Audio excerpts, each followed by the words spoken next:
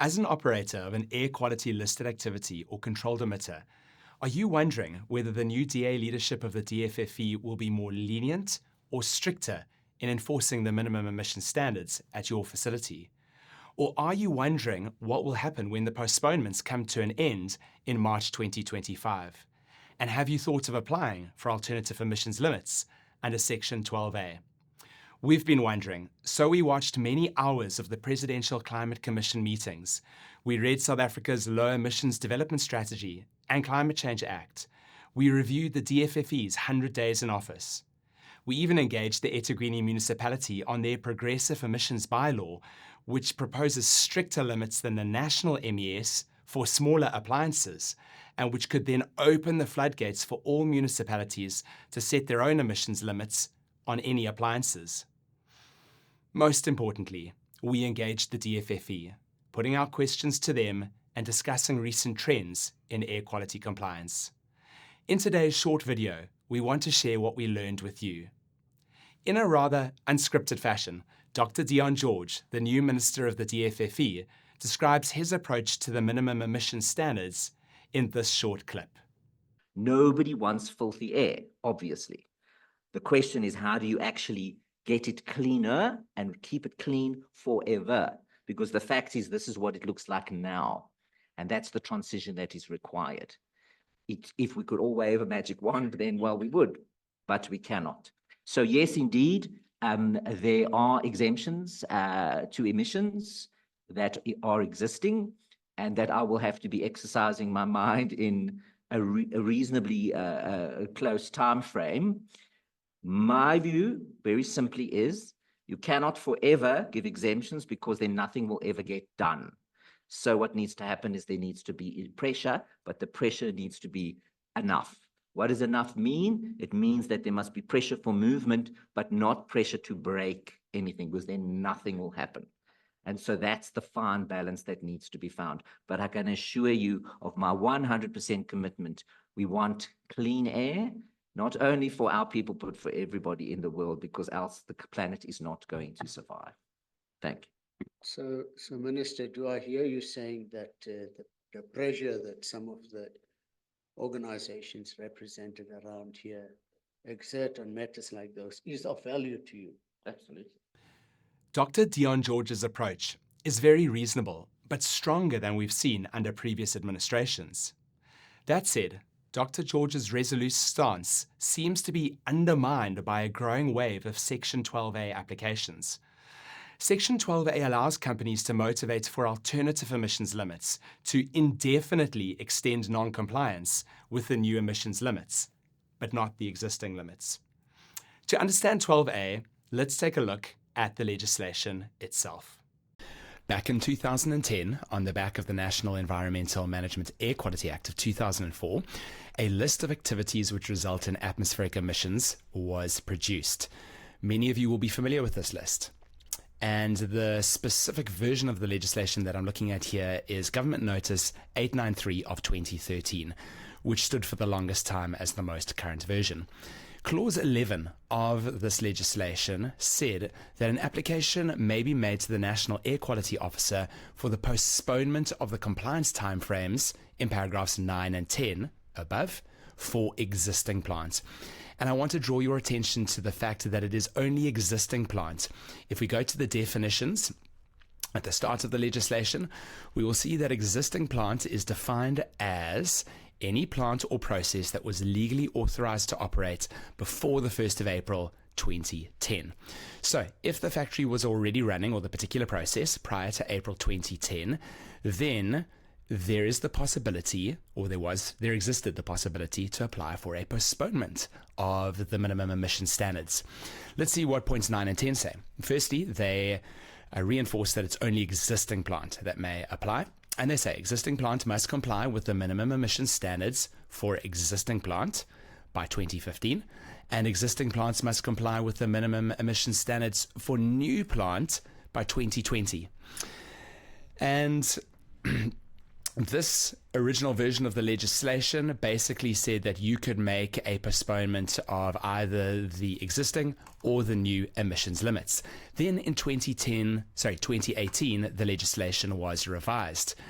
And the first important thing to note was point 11D, where it said no postponement of compliance timeframes or a suspension of compliance timeframes shall be granted for compliance with the minimum emissions standards for existing plant. In other words, in order to apply for a postponement, you need to be an existing plant. You need to have been in operation prior to April 2010, but you couldn't apply for a postponement of the existing limits, only the new limits. And one will remember, if one is familiar with the listed activities legislation, that if one goes to any one of the listed activities, for example, the very first one here, 1.1, there are a set of new limits and a set of existing limits for each pollutant: particulate matter, sulfur dioxide, oxides of nitrogen. So basically, in 2018, Clause 11D was stipulating that no facility could apply for a postponement of the old existing limits, which makes a lot of sense. However, the new stricter limits, a postponement could be applied for if you were an older existing plant. Then a few additional clauses, 11A, B, and C, were added. 11A said that a postponement had to be once off and that it could not exceed a period of 5 years and would not be applicable beyond the 31st of March 2025, unless your plant was due to be decommissioned before the 31st of March 2030, in which case then the postponement could last all the way until 2030. But Clause 11C went on to say that if you are going to decommission your plant and carry on operating all the way till 2030, you must at the very least be compliant with the minimum emission standards for existing plant. And then Clause 12A was fleshed out as follows. An existing plant may actually submit an application regarding a new plant standard to the National Air Quality Officer for consideration if the plant is in compliance with other emission standards but cannot comply with a particular pollutant or pollutants. In other words, if you are compliant with just one of the emissions limits for one pollutant, then you qualify. An application must demonstrate a previous reduction in emissions of the said pollutant or pollutants, measures and direct investments implemented towards compliance, and then the National Air Quality Officer may grant an alternative emissions limit. But there are a couple of provisos. Firstly, the ambient air quality in the area needs to be of sufficient quality, or an atmospheric impact report needs to show that there wouldn't be a material increased health risk due to this alternative emissions limit. So what does all this mean for you? It means that if your listed activity was legally authorized to operate before April 2010, if you're compliant with the new emissions limits for at least one pollutant, if you can show that you have somewhat reduced the emissions of the other pollutants that remain non-compliant, and if ambient monitoring reveals that air quality in your area is compliant with the National Ambient Air Quality Limits, or NARCs for short, for those pollutants, or an atmospheric impact report performed by Yellow Tree reveals that there is no significant increased health risk, then you may apply for an alternative emissions limit. And we have seen companies that meet these requirements applying to the DFFE for alternative emissions limits. But please, do discuss this with Yellow Tree first, should you feel it's a route you wish to pursue. There is the risk that if challenged in court by, say, the Centre for Environmental Rights, Clause 12A could be ruled against. And that would establish case precedent and pave the way for alternative limits to be revoked for other holders of atmospheric emissions licenses. In our conversations with the DFFE, it became clear that Clause 12A was not intended to stand alone, but to somehow tie into existing postponements. Nonetheless, at the moment, it does stand alone, and it is being used by companies to apply for 12A alternative limits. But it's important to share with you that some 12A applications have been declined by the National Air Quality Officer. Basically, the DFFE recommends that if a 12A application is to be given a good chance of being granted, companies should commit to a clear end date, rather than exploiting the open-ended nature of the clause and asking for an indefinite postponement. Now, on the topic of postponements, The Environmental Management Inspectorate, that's quite a mouthful, the EMI, or Green Scorpions as we all know them, will be focusing on air quality in 2025, clamping down on emissions exceedances arising from the lapsing of postponements in March 2025. It was actually the EMI that led to the prosecution and subsequent fining of SAPI last year for sulfur dioxide emissions exceedances as a listed activity. The fine was 8 million rand, but some conversations we've had indicate that the original fine that was sought may have been as high as 100 million.